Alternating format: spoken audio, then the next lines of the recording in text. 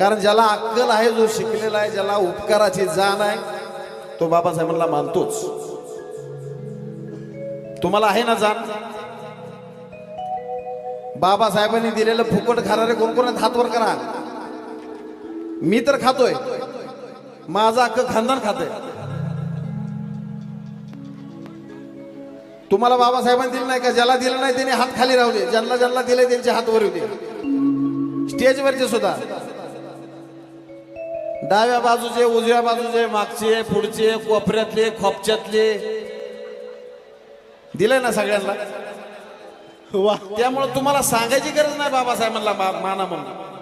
तुम्हाला जर त्याची जाण आहे तर बाबासाहेबांना मानावंच लागेल. वाली मिळाला या संविधानार, ज्याला कळालं तोच हाय शानार. मी कुठं म्हणतोय भीमाला मानार,